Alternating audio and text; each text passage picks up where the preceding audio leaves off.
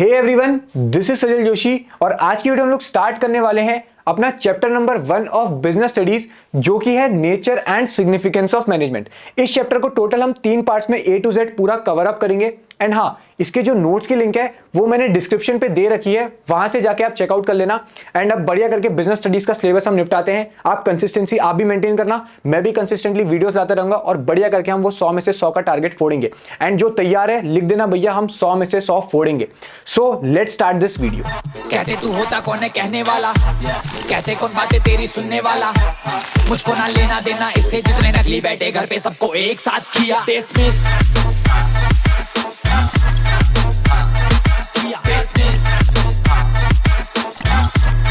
सबको एक साथ किया।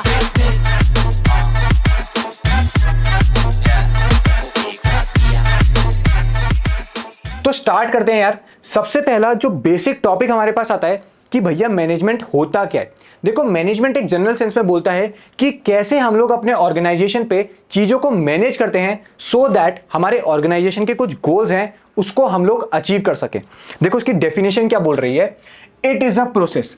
पहली बात तो ये प्रोसेस है, ये सिंगल एक्टिविटी नहीं है, इसमें हमें काफी सारे स्टेप्स परफॉर्म करने पड़ते हैं of getting things done with the aim of achieving goals. यानी जो स्टेप्स या प्रोसेस हम लोग परफॉर्म करते हैं वो इसलिए करते हैं ताकि हम लोग कुछ गोल्स को अचीव कर सकें इफेक्टिवली एंड एफिशिएंटली। देखो, यहां पे 3 टर्म्स में हमें मेजर फोकस करने की जरूरत है। पहला है प्रोसेस, दूसरा है इफेक्टिवली, तीसरा है एफिशिएंटली। पहले हम इसको यहां पे समझ लेते हैं, फिर डेफिनेशन बहुत ईजी हो जाएगी। पहला बोल रहा है प्रोसेस। ये प्रोसेस क्यों है? देखो, फॉर एग्जांपल समझना, हमारा गोल है कि हमको 100 बिस्किट्स को प्रोड्यूस करना है, तो इसके लिए हमें टोटल 5 स्टेप्स को परफॉर्म करना पड़ेगा। सबसे पहला हमें प्लानिंग करनी पड़ेगी, यानी प्लानिंग में हम लोग सोचेंगे कि हमें कितने बिस्किट्स प्रोड्यूस करने हैं। उसके बाद हम लोग ऑर्गेनाइजिंग करेंगे, यानी जो भी रॉ मटेरियल्स या फिर बिस्किट्स बनाने के लिए जो भी चीजें हमको चाहिए होंगी उसको हम लोग ऑर्गेनाइज करेंगे। उसके बाद हम लोग करेंगे स्टाफिंग, यानी वो बिस्किट्स प्रोड्यूस करने के लिए लोग भी तो चाहिए होंगे, तो हम लोग क्या करेंगे, लोगों को हायर करेंगे जो बिस्किट्स प्रोड्यूस करेंगे। उसके बाद हम लोग करेंगे डायरेक्टिंग, यानी जो लोग हमने हायर करे हैं उनको हम लोग इंस्ट्रक्शंस प्रोवाइड करेंगे कि आपको ये 100 बिस्किट्स प्रोड्यूस करके हमको देने हैं, तो हम क्या करेंगे, फिर उनको इंस्ट्रक्शंस प्रोवाइड करेंगे। उसके बाद फाइनली हम लोग क्या करेंगे, कंट्रोलिंग करेंगे, यानी हम टाइम टू टाइम चेक करते रहेंगे कि जैसा बोला गया ये वैसा काम कर रहे हैं या नहीं कर रहे हैं, तो फिर हम लोग उनको चेक करेंगे। तो इन 5 चीजों को हम लोग करेंगे इस एक गोल को अचीव करने के लिए। That is why it is a process. यही लिखा है, it performs a series of functions to get things done, या फिर गोल अचीव करने के लिए वो 5 चीजें क्या हैं, planning, organising, staffing, directing and controlling, ताकि हम वो 100 बिस्किट्स प्रोड्यूस कर सके या गोल को अचीव कर सके। उसके बाद है इफेक्टिवली। देखो, इफेक्टिवनेस का मतलब क्या होता है कि जो काम आपको दिया जा रहा है उसको आप टाइम पे कंप्लीट कर रहे हो। अगर आपको बोला है कि 100 बिस्किट्स आपको 1 दिन के अंदर प्रोड्यूस करने हैं और आप 1 दिन के अंदर प्रोड्यूस कर रहे हो, that means you are effective because you are completing the task on time. तो इफेक्टिवनेस मतलब काम को टाइम पे कंप्लीट करना। फिर क्या बोल रहा है, it is concern with and result, यानी काम पूरा हो जाना चाहिए और हमें पूरा रिजल्ट हमें मिल जाना चाहिए एट द एंड। ठीक है। उसके बाद एफिशिएंसी क्या होता है, एफिशिएंसी मतलब होता है कि जो काम आप कर रहे हो वो सही तरीके से करो विद मिनिमम कॉस्ट। ये नहीं कि यार बिस्किट्स प्रोड्यूस कराने जा रहे हो, 1 किलो मैदे की जगह आप 10 किलो मैदा यूज कर रहे हो। आप वेस्टेज नहीं करनी है रिसोर्सेज की, जितनी मिनिमम से मिनिमम कॉस्ट आ सके वो हमें ध्यान रखना है। तो efficiency means doing task in right way with minimum cost. Major keyword क्या है, मिनिमम कॉस्ट हमारी आनी चाहिए। Aims for optimum utilisation of resources, यानी जितने भी रिसोर्सेज हैं उसको हम लोग ऑप्टिममली यूज करें। ठीक है। तो इसका कीवर्ड याद रखने का तरीका बताऊं, इफेक्टिवनेस में टी आ रहा है तो टाइम पे कंप्लीट होना चाहिए, एफिशिएंसी में सी आ रहा है तो कम से कम कॉस्ट आनी चाहिए। तो अभी आ जाओ यहां पे, ये क्या बोल रहा है, एक प्रोसेस है। क्यों? क्योंकि इसमें हम प्लानिंग, ऑर्गेनाइजिंग, स्टाफिंग, डायरेक्टिंग और कंट्रोलिंग कर रहे हैं गोल्स को अचीव करने के लिए इफेक्टिवली, यानी वो गोल्स टाइम पे कंप्लीट होने चाहिए, एंड एफिशिएंटली, यानी कि कम से कम कॉस्ट में वो गोल्स हमारे अचीव होने चाहिए। तो डेफिनेशन क्या बन गई, management is a process of getting things done with the aim कि हम गोल्स को अचीव करें इफेक्टिवली एंड एफिशिएंटली। तो ये हमारी होती है बेसिक डेफिनेशन जो हमको समझनी है। आप साथ साथ नोट करते रहना यार, लिंक डिस्क्रिप्शन पे दे रखा है, बट प्लीज मैं प्रेफर करूंगा आप साथ साथ नोट करो, बिकॉज चीजें इतने अच्छे से रिटेन होगी जब आप खुद से डेफिनेशन लिखोगे फिर आप भूलोगे ही नहीं, राइट। तो आप एक काम करो, जल्दी से डेफिनेशन लिख लो, मैं हट जाता हूं, फिर हम फीचर्स भी इसके डिस्कस कर लेते हैं। तो आप नोट कर लो डेफिनेशन। तो ये थी बेसिक मैनेजमेंट की डेफिनेशन। अब हम लोग डिस्कस कर लेते हैं इसके फीचर्स या कैरेक्टरिस्टिक को, जिसमें सबसे पहला है गोल ओरिएंटेड प्रोसेस। यानी जो भी हम मैनेजमेंट करते हैं एट द एंड हम गोल्स अचीव करने के लिए ही कर रहे हैं। देखो यहाँ पे डेफिनेशन भी लिखा है, फॉर अचीविंग द गोल्स, यानी मैनेजमेंट करा ही इसलिए जाता है सो दैट हम अपने ऑर्गेनाइजेशन को गोल्स को अचीव कर सके। अब लिखना क्या है वो भी देख लो। ये बोल रहा है it always aims in achieving the organisation goals. उसके बाद बोल रहा है unites the efforts of different individuals to achieve a common organisation goal. यानी ऑर्गेनाइजेशन में जितने भी लोग काम कर रहे हैं उनके एफर्ट्स को यूनाइट करता है सो दैट हम ऑर्गेनाइजेशन के जो कॉमन गोल है उसको अचीव कर सके। तो पहला है कि गोल ओरिएंटेड प्रोसेस है। सेकंड है परवेसिव। देखो ये एक ऐसा टर्म है जो आपको पार्ट ए जो बिजनेस स्टडीज है उसमें आपको हर जगह देखने को मिलेगा। परवेसिव मतलब हर जगह ये एप्लीकेबल होता है, चाहे बड़ी से बड़ी ऑर्गेनाइजेशन है, चाहे छोटी से छोटी ऑर्गेनाइजेशन है, और हर लेवल में, top level, middle level, lower level. अभी हम पढ़ेंगे होता क्या है। मतलब ये समझ लो कि चाहे बड़ी सी बड़े कोई पोस्ट है, छोटी से छोटी कोई पोस्ट है, हर जगह पे मैनेजमेंट चाहिए। That means it is universally applicable. तो क्या बोल रहा है, रिक्वायर्ड इन ऑल ऑर्गेनाइजेशंस, बड़ी से छोटी, एंड एट ऑल लेवल। वही लिखा है, चाहे स्मॉल है या बिग, चाहे टॉप लेवल है, मिडिल लेवल है या फिर लोअर लेवल, हर जगह पे ये हमको चाहिए। तो ये थे हमारे पहले के दो फीचर्स। तीसरा हमारे पास आता है मल्टी डायमेंशनल। मल्टी डायमेंशन मतलब इसका सिर्फ एक डायमेंशन नहीं है, ये सिंगल एक्टिविटी परफॉर्म नहीं करता है, ये तीन चीजों को मैनेज करता है। वो तीन चीजें क्या है, management of work, management of people and management of operation. यानी पहले तो ये काम को मैनेज करता है, उसके बाद ये लोगों को मैनेज करता है, और उसके बाद ये ऑपरेशंस यानी जो एक्टिविटीज हमें चाहिए होती है अपने काम को कंप्लीट करने के लिए उसको मैनेज करता है। मैनेजमेंट ऑफ वर्क में ये डिफाइन करता है कि हमारा काम क्या है एक्चुअल में। अगर हम एक स्कूल में है तो हमारा काम क्या होगा, एजुकेशन प्रोवाइड करना, तो पहले उसको मैनेज करना। उसके बाद मैनेजमेंट ऑफ पीपल, अब उस काम को करने के लिए लोग भी तो चाहिए, टीचर्स भी तो चाहिए, तो टीचर्स को मैनेज करना है, जो एम्प्लॉइज है, स्टाफ है, उसको मैनेज करने को हम बोलते हैं मैनेजमेंट ऑफ पीपल। इसमें हम लोग उनके इंडिविजुअल नीड्स का भी ध्यान रखते हैं एज वेल एज ग्रुप की नीड्स का भी ध्यान रखते हैं। उसके बाद है मैनेजमेंट ऑफ ऑपरेशन, यानी काम करने के लिए जो हमें इनपुट चाहिए। जैसे कि हमने स्कूल की बात करी, वहां पे एजुकेशन प्रोवाइड करना है, तो टीचर्स को क्या इनपुट चाहिए, उनको चौक चाहिए रहेगा, उनको डस्टर चाहिए रहेगा, उनको व्हाइट बोर्ड चाहिए रहेगा, यानी सारे इनपुट चाहिए रहेंगे जिस वजह से हम ऑपरेशन या एक्टिविटीज को स्टार्ट कर सके। इसलिए बोला भी जाता है कि जो मैनेजमेंट ऑफ ऑपरेशन है वो इंटरलिंक्ड है management of work and management of people के साथ। तो सिंपल भाषा में बोलूं तो यहां पे हम तीन चीजों को मैनेज करते हैं, अपने काम को, लोगों को और अपनी एक्टिविटीज को जो ऑपरेशन साइकिल से रिलेट करती है। उसके बाद हमारे पास है कॉन्टिन्यूअस प्रोसेस। देखो जहां पे भी कॉन्टिन्यूअस टर्म आएगा ना, वहां पे दो इंपॉर्टेंट टर्म याद रख लेना। पहला नेवर एंडिंग और ऑनगोइंग, ये दो टर्म लिख देना, it is a never ending और ऑनगोइंग प्रोसेस। अब मैंने जो बताया जो फंक्शंस ऑफ मैनेजमेंट होते हैं, प्लानिंग, ऑर्गेनाइजिंग, स्टाफिंग, डायरेक्टिंग और कंट्रोलिंग, वो मैनेजर्स को कॉन्टिन्यूसली परफॉर्म करने होते हैं। क्योंकि अगर मैनेजर के पास कोई गोल अचीव करना है उसको, तो उसके लिए उसको प्लानिंग भी करनी पड़ेगी, फिर वो ऑर्गेनाइजिंग भी करेगा, फिर वो स्टाफिंग भी करेगा, तो सारे फंक्शंस उसको कॉन्टिन्यूसली परफॉर्म करते रहने पड़ेंगे, तभी वो गोल अचीव हो जाएंगे। और गोल अचीव करने के बाद फिर नया गोल आ जाएगा, फिर उसके लिए फिर फंक्शंस परफॉर्म करने पड़ेंगे। तो कहने का मतलब सिंपल भाषा में जो आपको लिख के आना है वो ये है कि मैनेजर्स कॉन्टिन्यूसली परफॉर्म कर रहे होते हैं प्लानिंग, ऑर्गेनाइजिंग, स्टाफिंग, डायरेक्टिंग और कंट्रोलिंग को। कभी वो प्लानिंग कर रहे होते हैं, कभी वो ऑर्गेनाइजिंग कर रहे होते हैं, कभी वो बाकी फंक्शंस को परफॉर्म कर रहे होते हैं। उसके बाद है ग्रुप एक्टिविटी। देखो एक जो ऑर्गेनाइजेशन होता है ना, वो सिर्फ एक बंदे से नहीं चलता है, वहां पे बहुत सारे लोग काम कर रहे होते हैं और हर बंदे की अलग अलग पर्पस होता है ऑर्गेनाइजेशन को ज्वाइन करने का। कोई चाहता है कि मेरे को पैसा ज्यादा कमाना है, कोई चाहता है कि मेरे को एक्सपीरियंस गेन करना है, और कोई चाहता है कि बस ज्वाइन करने वाली बात है। बट वो एक ऑर्गेनाइजेशन का पार्ट है, उन सबको मैनेज करना किसके अंदर आता है, मैनेजमेंट के अंदर आता है। यानी पूरे ग्रुप को मैनेज, किसी एक बंदे को हम मैनेज करके नहीं चलते, हमें पूरे ग्रुप को मैनेज करना होता है। तो यही बोल रहा है, an organisation is collection of different individuals with different needs, but as a member of organisation management ensures that they work towards the common organisation goal. यानी सबकी अलग अलग नीड्स है, बट मैनेजर ये इंश्योर करता है जितना भी ग्रुप एक्टिविटी हो रही है वो एक ही डायरेक्शन में लगे, जो कि है कॉमन ऑर्गेनाइजेशन गोल को अचीव करने का। राइट, तो ये ग्रुप एक्टिविटी है, इंडिविजुअल एक्टिविटी नहीं है। उसके बाद है डायनामिक फंक्शन। देखो जो डायनामिक टर्म का मतलब होता है वो होता है कॉन्टिन्यूसली चेंज होने वाला। एंड हमको ही पता है हमारा जो एक्सटर्नल एनवायरनमेंट है वो कॉन्टिन्यूसली चेंज होता रहता है। तो मैनेजमेंट ये इंश्योर करता है कि जो बाहर चेंजेस हो रहे हैं उस वजह से हमारे ऑर्गेनाइजेशन में जो हमको चेंजेस लाने की जरूरत है वो हम टाइम टू टाइम करते रहें, अगर हमें सर्वाइव करना है। फॉर एग्जाम्पल समझना, एक बार एग्जाम्पल लेना, एक जगह पे है कोक और एक जगह पे है पेप्सी, दोनों का प्राइस चल रहा है 10 रुपए। All of a sudden Coke ने अपना प्राइस गिरा दिया 8 रुपए। देखो चेंजेस उसने करे, बट इफेक्ट तो हम पे भी पड़ेगा ना, लोग हमारे प्रोडक्ट को खरीदना बंद कर देंगे, तो उस हिसाब से हमको भी अपने प्राइसेस चेंज करने पड़ेंगे। यानी एक्सटर्नल एनवायरनमेंट के हिसाब से हमको भी चेंजेस लाने पड़े, वो इंश्योर करता है हमारा मैनेजमेंट। तो क्या बोल रहा है, सीधे भाषा में जो लिखना है कि एनवायरनमेंट कॉन्टिन्यूसली चेंज करता है। उसके बाद similarly management has to make changes in goals, objectives and other activities in order to survive. अगर सर्वाइव करना है तो मैनेजमेंट कॉन्टिन्यूसली चेंजेस लाता रहता है according to the external environment. उसके बाद बोल रहा है इंटेंजिबल। देखो इंटेंजिबल मतलब कोई भी ऐसी चीज जिसको हम देख नहीं सकते हैं या टच नहीं कर सकते हैं। मैनेजमेंट को हम देख थोड़ी सकते हैं, उसको सिर्फ हम फील कर सकते हैं। और कैसे फील कर सकते हैं, हम अगर देख रहे हैं हमारे ऑर्गेनाइजेशन में सारी चीजें अच्छे से हो रही है, सारा काम ऑर्डर के थ्रू हो रहा है, गोल्स हमारे टाइम पे कंप्लीट हो रहे हैं, तो हम बोल सकते हैं कि यहां पे मैनेजमेंट अच्छे से चल रहा है। तो यही बोल रहा है, it can not be seen but can be felt.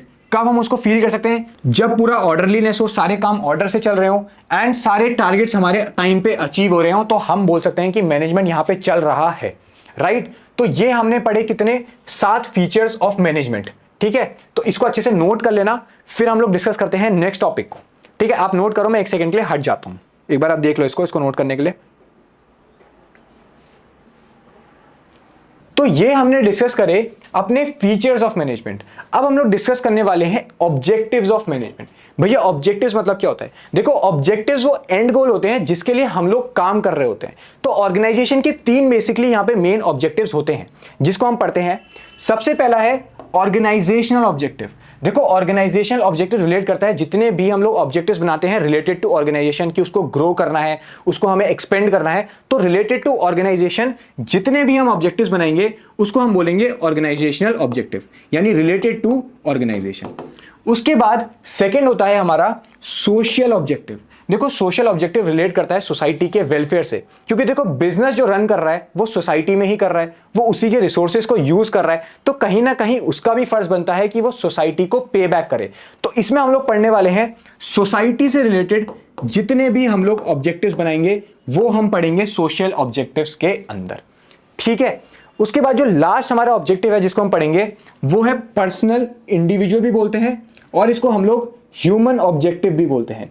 ये रिलेट करता है हमारे ऑर्गेनाइजेशन के एम्प्लॉयज, यानी जितने भी ऑब्जेक्टिव्स हम लोग अपने एम्प्लॉयज के लिए बनाएंगे जो हमारी ऑर्गेनाइजेशन में काम कर रहे हैं वो आएंगे इंडिविजुअल ऑब्जेक्टिव्स के अंदर। क्योंकि देखो दो बिजनेस ना सेम रिसोर्सेज सेम मशीन जरूर अक्वायर कर सकते हैं, बट जो डिफरेंस क्रिएट करता है वो करता है कि वो आपके पास एम्प्लॉयज कैसे हैं। तो आपको एम्प्लॉयज के ऑब्जेक्टिव्स पे ध्यान देना बहुत जरूरी है, क्योंकि अगर आपके एम्प्लॉयज मोटिवेटेड रहेंगे तो वो बहुत अच्छे से काम करेंगे और हमारी ऑर्गेनाइजेशन अच्छे से ग्रो करेगी।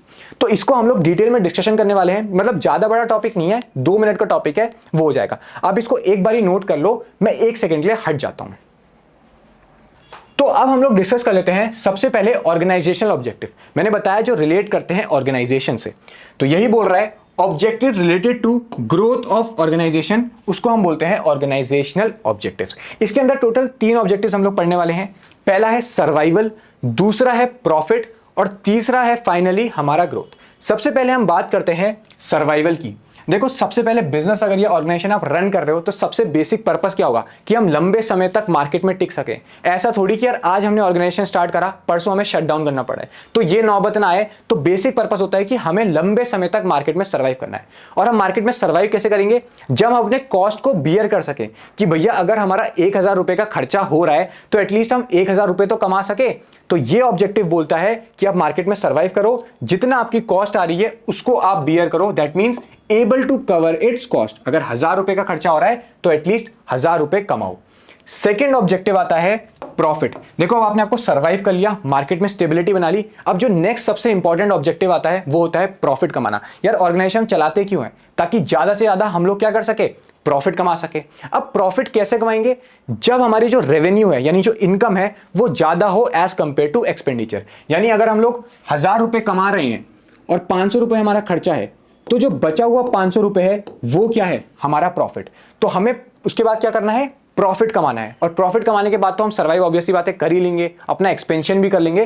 तो सेकंड ऑब्जेक्टिव क्या है कि हमें प्रॉफिट कमाना है, दैट मींस कि हमारा रेवेन्यू ज्यादा होना चाहिए एज कंपेयर टू एक्सपेंडिचर। उस वजह से हम लोग सर्वाइव भी कर सकते हैं, ग्रोथ भी कर सकते हैं अपने बिजनेस की। तो सेकंड हो गया प्रॉफिट कमाना। थर्ड ऑब्जेक्टिव होता है ग्रोथ। ग्रोथ मतलब क्या होता है? ग्रोथ मतलब होता है अपने आप को एक्सपेंड करना। एक्सपेंड इन टर्म्स ऑफ कि आपके पहले पास 2 ब्रांचेस होती थी, अब आपके पास 10 ब्रांचेस हैं। पहले वहां आपके वहां 1 लाख इंप्लॉइज काम करते थे, अब आपके वहां 1 करोड़ करते हैं। पहले आपके वहां 1 करोड़ की सेल्स होती थी, अब आप 3 करोड़ की सेल्स कर रहे हो। यानी अपने आप को एक्सपेंड कर रहे हो in terms of number of branches कितनी थी, नंबर ऑफ सेल्स आप कितनी करते थे, एंड आपके पास नंबर ऑफ इंप्लॉइज कितने थे। यानी इन टर्म्स ऑफ एक्सपेंशन हम लोग यहां पे की बात कर रहे हैं ग्रोथ के अंदर। तो ये 3 बेसिक्स हमारे ऑर्गेनाइजेशनल ऑब्जेक्टिव्स थे जो हमने इसके अंदर कवर करे। आप इसको नोट कर लें और जितना मैंने लिखा है ना सिर्फ उतना ही लिखना, उससे एक्स्ट्रा जाने का ट्राई बिल्कुल मत करना, ठीक है? क्योंकि मैंने पूरा बुक के हिसाब से सिंपल लैंग्वेज में उसको कन्वर्ट करके लिखा है। तो आप इसको नोट कर लो, मैं 1 सेकंड के लिए हट जाता हूं, ठीक है? तो ये हमने डिस्कस करे अपने ऑर्गेनाइजेशनल ऑब्जेक्टिव्स। अब बारी आती है सोशल ऑब्जेक्टिव्स की। मैंने बताया जो सोसाइटी से रिलेटेड हो, सोसाइटी के वेलफेयर से रिलेटेड। देखो जो मैंने बताया वही लिखा है। क्या बोल रहा है? Objective related to society. अब इसमें ना कुछ भी ऐसा डिटेल वाला नहीं है, बहुत बेसिक है। आप एक बार पढ़ोगे आपको समझ में आ जाएगा। सोसाइटी के लिए क्या करना चाहिए ऑर्गेनाइजेशन को? क्वालिटी प्रोडक्ट्स प्रोवाइड करो चीप रेट में, ठीक है, सस्ते रेट में प्रोवाइड करो। इंप्लॉयमेंट की अपॉर्चुनिटीज आप डेवलप करो। जो मेथड्स ऑफ प्रोडक्शन आप यूज कर रहे हो वो एनवायरमेंट फ्रेंडली यूज करो कि उससे ज्यादा पॉल्यूशन तो नहीं हो रहा, एनवायरमेंट को नुकसान तो नहीं पहुंच रहा। उसके बाद सोशल प्रोजेक्ट्स में पार्टिसिपेट करो, जैसे गवर्नमेंट लॉन्च करती है ना स्वच्छ भारत अभियान, तो ऐसे ऐसे प्रोजेक्ट्स में अपने आप को इन्वॉल्व करो, एक्टिवली पार्टिसिपेट करो एक ऑर्गेनाइजेशन को। उसके बाद फाइनेंशियल सपोर्ट प्रोवाइड करो weaker section of the society को। जो गरीब है उनको पैसा बांटो, उनको फाइनेंशियली सपोर्ट करो। ये कुछ सोशल ऑब्जेक्टिव्स है जो आप खुद भी लिख सकते हो, खुद से भी फ्रेम कर सकते हो। तो ये 5 बेसिक है जो आप इसको नोट कर सकते हो, तो इसको कर लेना। बाकी आप खुद भी बना रहे हो तो भी ठीक है। तो इसमें इतना कुछ डिटेल का नहीं है, बस सोसाइटी से रिलेटेड होते हैं। तो आप इसको डिस्कस कर लो। मैं 1 सेकंड के लिए हट जाता हूं, उसके बाद हम लोग क्या डिस्कस करने वाले हैं? फाइनल जो हमारा ह्यूमन या इंडिविजुअल ऑब्जेक्टिव था। आप नोट करो, मैं 1 सेकंड के लिए हट रहा हूं। अब जो हमने बात कर ली सोशल ऑब्जेक्टिव्स की, अब हम बात करते हैं इंडिविजुअल ऑब्जेक्टिव्स या फिर पर्सनल ऑब्जेक्टिव्स या फिर ह्यूमन ऑब्जेक्टिव्स की, जो रिलेट किससे करता है? हमारे ऑर्गेनाइजेशन के एम्प्लॉइज से। तो क्या लिखा है? It is related to the employees of the organisation, जितने भी हमारे एम्प्लॉइज हैं उससे रिलेटेड। Satisfied employees contribute more. मैंने बताया था ना कि अगर एम्प्लॉइज मोटिवेटेड रहेंगे, सेटिस्फाइड रहेंगे, तो वो ज्यादा कंट्रीब्यूशन कर सकते हैं एक ऑर्गेनाइजेशन की ग्रोथ में। अब उनके भी कुछ बेसिक्स हैं जो आप ऐसे ही देखोगे आपको याद हो जाएंगे, कुछ भी इतना डिफिकल्ट नहीं है। सबसे पहला है कि उनको कंपिटिटिव सैलरी प्रोवाइड करो, सो दैट वो अपना स्टैंडर्ड ऑफ लिविंग को रेस कर सकें, वो क्वालिटी ऑफ लाइफ जी सकें। उसके बाद रिस्पेक्ट एंड रिकॉग्निशन प्रोवाइड करो उनको, यानी कि उनको 4 लोगों के सामने इज्जत दो कि भैया ये बंदा बहुत अच्छा काम करता है। तो इससे क्या होगा? उनको मोटिवेशन मिलेगा एंड वो और अच्छे से काम करने का ट्राई करेंगे। उसके बाद उनको good and healthy working conditions provide करो, यानी जहां पे भी वो काम कर रहे हैं ये इंश्योर करो कि वो साफ सफाई वाली जगह है, कोई वहां पे पॉल्यूशन तो नहीं है। उनको क्लीन ड्रिंकिंग वाटर की फैसिलिटीज प्रोवाइड करो। ये होता है हमारा 3rd। उसके बाद 4th है उनको ट्रेनिंग एंड डेवलपमेंट करो, यानी उनको time to time training provide करो, उनका डेवलपमेंट करो, सो दैट उनको भी लगे कि हमें ऑर्गेनाइजेशन का पार्ट कंसीडर करा जा रहा है and they feel motivated with this. तो ये 4 बेसिक से हैं, इसमें कुछ भी ऐसा नहीं है जो हमें बहुत डिटेल में जाने की जरूरत है। तो 4 आप तब तक नोट कर लो। मैं 1 सेकंड के लिए हट जाता हूं। देखो हम लोग बहुत जल्दी बिजनेस स्टडीज का सिलेबस निपटाने वाले हैं। आप बिल्कुल टेंशन मत लेना कि भैया मेरे हाफ ईयरली आ रहे हैं। मैंने एक पेस पकड़ रखी है, बस आप ना मेरे साथ चलते रहना यार, because at the end of the day अगर आप ही उसको नहीं कर पाओगे कंसिस्टेंटली तो दिक्कत आएगी। तो आप प्रॉमिस करो आप उसको करोगे, राइट? हम मिलके वो बोर्ड्स में जो हमें स्कोर अचीव करना है वो हम मिलके अचीव करेंगे, राइट? तब तक आप इसको नोट करो। मैं 1 सेकंड के लिए हट जाता हूं। तो ये हमने डिस्कस कर लिए अपने ऑब्जेक्टिव्स ऑफ मैनेजमेंट। अब हम पढ़ने वाले हैं इंपॉर्टेंस क्या होती है मैनेजमेंट की। देखो बहुत बेसिक सी है। सबसे पहला है helps in achieving group goals. देखो हमें ऑलरेडी पता है जो एक ऑर्गेनाइजेशन होता है उसमें बहुत सारे लोग मिलके काम कर रहे होते हैं। तो मैनेजमेंट क्या करता है? हर बंदे के जो एफर्ट होते हैं उसको एक कॉमन डायरेक्शन प्रोवाइड करता है, ताकि वो जो कॉमन हमारा ऑर्गेनाइजेशन गोल है उसको हम लोग अचीव कर सके, जो ग्रुप में हमें अचीव करना है। तो क्या बोल रहा है? It directs the efforts of all the individuals in the common direction of achieving organisational goal. यानी जितने भी एफर्ट्स लगाते हैं इंडिविजुअल्स के as a group of people, उनको एक जगह पे डायरेक्शन प्रोवाइड करता है जिससे हम लोग अपने ऑर्गेनाइजेशनल गोल को अचीव कर देते हैं। वही बात घुमा के बोली जा रही है। तो पहला हो गया helps in achieving group goals. Second है इंक्रीजेस एफिशिएंसी। मैंने बताया था एफिशिएंट होने का मतलब क्या होता है कि जो आप काम कर रहे हो with minimum wastage of resources या विद मिनिमम कॉस्ट आप करोगे। एंड भैया इसमें मिनिमम कॉस्ट कैसे होती है? क्योंकि यहां पे हम प्रॉपर्ली चीजों को प्लान करके चल रहे हैं, प्रॉपर्ली ऑर्गेनाइजिंग कर रहे हैं, प्रॉपर्ली लोगों को रिक्रूट कर रहे हैं, हम सब कुछ एक प्रॉपर मैनर में फॉलो कर रहे हैं अपने फंक्शंस ऑफ मैनेजमेंट को, जिस वजह से क्या होता है मिनिमम वेस्टेज होती है हमारे रिसोर्सेज की। यही लिखा है management tries to complete task with minimum wastage of resources. किसके थ्रू? प्रॉपरली चीजों को प्लान करके, ऑर्गेनाइज करके, स्टाफिंग करके, डायरेक्टिंग करके एंड कंट्रोलिंग करके, यानी प्रॉपरली फंक्शंस ऑफ मैनेजमेंट का यूटिलाइज करके यहां पे वेस्टेज ऑफ रिसोर्सेज कम से कम होती है, राइट। तो ये था हमारा सेकंड। थर्ड हमारे पास है creates a dynamic organisation. Dynamic का मतलब क्या होता है? जो कॉन्टिन्यूसली चेंज करे। अब मैनेजमेंट क्या करता है? जो बाहर चेंजेस होती हैं उसके हिसाब से अपने इंटरनल ऑर्गेनाइजेशन में चेंजेस करता है सो दैट हम सर्वाइव कर सके। एंड आपको पता है जो हमारे ऑर्गेनाइजेशन के एम्प्लॉयज होते हैं ना, वो बहुत ज्यादा रेजिस्टेंट होते हैं चेंजेस के लिए, यानी वो इजीली चेंज को अडॉप्ट नहीं करते हैं। तो एक अच्छा मैनेजमेंट क्या करता है? उनको बताता है कि जो भी चेंजेस हो रहे हैं वो आपकी भलाई के लिए ही हो रहे हैं। फॉर एग्जाम्पल समझना, एक ऑर्गेनाइजेशन पे जो पहले मेन काम होता था वो पेन और पेपर से होता था, बट अचानक से क्या हुआ? कंप्यूटर का ट्रेंड आना चालू हुआ। तो हमारे जो एम्प्लॉयज थे उनने उस चीज को रेजिस्ट करा कि नहीं, हम लोग इसको नहीं अडॉप्ट करेंगे, बिकॉज अगर हमने करा तो आप हमको निकाल दोगे अगर हम नहीं कर पाए। तो एक अच्छा मैनेजमेंट क्या करता है? उनको बताता है कि जो चीज आप यहां पे सीख रहे हो ना, ये आपको ही बेनिफिट करने वाली है फ्यूचर में। तो कहीं ना कहीं इस तरीके से उनको मोटिवेट करता है ताकि वो चेंजेस को अडॉप्ट करे जो बाहर हमारे एनवायरमेंट में हो रहे हैं, और उसको इंटरनली हम अपने ऑर्गेनाइजेशन में इंप्लाई कर सके ताकि हम लोग अपने ऑर्गेनाइजेशन को सर्वाइव कर सके और आगे ग्रो कर सके। तो ये बोलता है डायनामिक ऑर्गेनाइजेशन। वही मैंने क्या करा है, एक लैंग्वेज में लिखा है। क्या बोलता है? Managers keep on making changes in organisation to match the environmental changes. जैसे जैसे एनवायरमेंटल चेंजेस होते हैं उस हिसाब से ऑर्गेनाइजेशन अपने उसमें भी चेंजेस करता है। Employees are resistant to changes, but efficient management motivates employees to adopt the changes as it is beneficial for them too। यानी employees मैंने बताया रेजिस्टेंट होते हैं, तो अच्छा मैनेजमेंट क्या करता है? उनको मोटिवेट करता है कि वो चेंजेस के साथ अडॉप्ट करे, उनको बताता है कि वो उन्हीं के बेनिफिट के लिए भी है। उसके बाद हमारे पास आता है helps in achieving personal objectives. यानी जो एक अच्छा मैनेजमेंट होता है वो हमेशा पर्सनल और ऑर्गेनाइजेशनल ऑब्जेक्टिव को एक डायरेक्शन में रखने की ट्राई करता है। फॉर एग्जांपल यार, एक बंदे का क्या एम हो सकता है जो हमारी ऑर्गेनाइजेशन में काम कर रहा है कि हमें ज्यादा से ज्यादा पैसा कमाना है, और वो कब पॉसिबल हो पाएगा? जब हमारी ऑर्गेनाइजेशन का प्रोडक्शन क्या हो? इंक्रीज हो। प्रोडक्शन इंक्रीज करना किसका ऑब्जेक्टिव है? ऑर्गेनाइजेशन का। पैसा ज्यादा कमाना किसका ऑब्जेक्टिव है? पर्सनल ऑब्जेक्टिव अंदर जो इंप्लॉय चाहता है। तो कहीं ना कहीं जो एक अच्छा मैनेजमेंट होता है वो अपने इंप्लॉयज को यही समझाता है कि आपके और मेरे ऑब्जेक्टिव में कोई डिफरेंस नहीं है, जो आपको चाहिए वही हमको चाहिए, वो दोनों एक दूसरे से इंटर रिलेटेड है। तो एक अच्छा मैनेजमेंट क्या करता है? ब्रिंग करता है ऑर्गेनाइजेशनल और पर्सनल ऑब्जेक्टिव को सेम डायरेक्शन में। उसका एग्जाम्पल भी दिया है कि भैया एक इंडिविजुअल ऑब्जेक्टिव क्या हो सकता है कि हमें ज्यादा से ज्यादा क्या करना है? पैसा कमाना है। और वो कब पॉसिबल हो पाएगा? जब आप अपने प्रोडक्शन को इंक्रीज करो या अपनी ग्रोथ करो, जो कि किसका ऑब्जेक्टिव है? जो कि ऑर्गेनाइजेशन का ऑब्जेक्टिव है। तो वो यही चीज समझाना चाहता है कि भैया आपके और हमारे ऑब्जेक्टिव में कोई फर्क नहीं है, हम दोनों मिलकर क्या करेंगे? अपने अपने ऑब्जेक्टिव्स अचीव करेंगे। ठीक है। उसके बाद लास्ट हमारा है helps in development of society. यानी हमने कुछ अपने सोशल ऑब्जेक्टिव्स पढ़े थे जिसमें हमने क्या देखा था कि ज्यादा से ज्यादा एम्प्लॉयमेंट अपॉर्चुनिटीज प्रोवाइड करना, एंड हमने ये भी देखा था कहीं ना कहीं कि जो अपने एम्प्लॉयज काम कर रहे हैं उनकी सैलरी इंप्रूव करना। तो ये कहीं ना कहीं बहुत इंपॉर्टेंट ऑब्जेक्टिव बन जाता है। सेकेंडली यार, हमने ये पढ़ा कि मैनेजमेंट जो होता है वो एफिशिएंसी को इंक्रीज करता है। अब एफिशिएंसी को इंक्रीज करेगा जिस वजह से हमारी इकोनॉमी में प्रोडक्शन भी इंक्रीज होगा, प्रोडक्शन इंक्रीज होगा तो हमारी इकोनॉमी में जीडीपी में भी ये कंट्रीब्यूट करता है। तो वही चीज बोल रहा है, it gives importance to social objectives या social obligations such as employment provide करना, जो हमारे वहां लोग काम कर रहे हैं उनको कॉम्पिटिटिव सैलरी प्रोवाइड करना। सेकेंडली क्या करता है? ये कंट्रीब्यूट करता है जीडीपी में। क्यों? क्योंकि ये एफिशिएंसी इंक्रीज करता है जिस वजह से हमारा प्रोडक्शन इंक्रीज होता है और हमारा जो कंट्रीब्यूशन जीडीपी में आता है वो क्या होता है? काफी ज्यादा इंक्रीज होता है। ये पढ़े 5 इंपॉर्टेंस ऑफ मैनेजमेंट, जो कि बहुत बेसिक से आप इसको जो यहां पे नोट करा है उसी को साथ में नोट कर लेना, आपकी चीजें क्लियर होती जाएंगी। Right. So this is all for this video. I hope आपको सारी चीजें समझ में आएंगी। कोई भी डाउट आता है तो कमेंट कर देना। अब जो रिमेनिंग पार्ट्स हमारे आने वाले हैं उसमें जो हमारे टॉपिक्स बचे हैं उसको हम लोग A to Z कवर करेंगे। टिल देन मिलते हैं नेक्स्ट पार्ट में। Till then all the best.